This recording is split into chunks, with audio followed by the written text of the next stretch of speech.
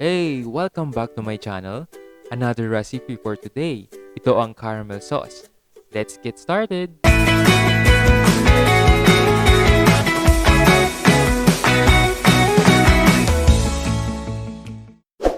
Meron lamang tayong 5 ingredients. Ito ay ang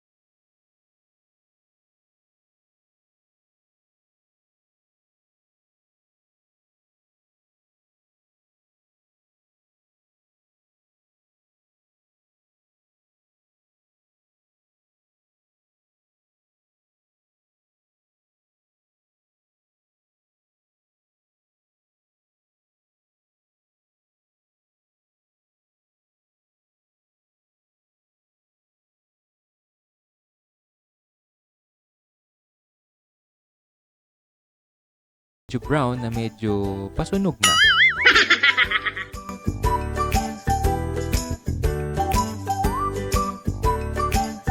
Ito yung ganitong kulay para sa akin ay okay na. Patayin ang apoy pero kung gusto nyong may bitterness ng kaunti katulad ng ex mo, stay on the fire for another 30 seconds. Iniikot-ikot ko yung pot hindi dahil sa kanta ni Sarah G. Ito ay para mawala yung mga bubbles. At ilagay na ang cream. Dahan-dahang haluin gamit ang whisk. Mag-ingat dahil sobrang init nito. Haluin ang haluin hanggang lumapot at nang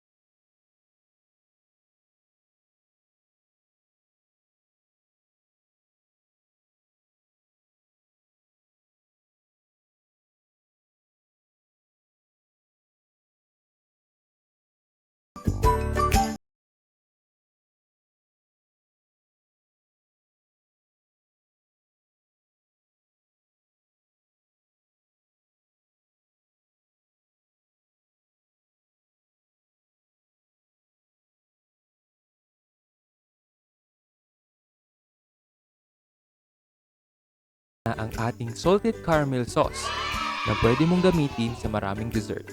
Kung di ka pa nakasubscribe sa aking channel, baka naman maklik mo rin ang subscribe button and hit the notification bell para ma-update ka naman sa mga susunod kong uploads. Anong masasabi mo sa recipe na ito? I-comment yan below. If you enjoy this video, please give this a thumbs up and share. Thank you for watching. Keep safe. Till next time. Bye!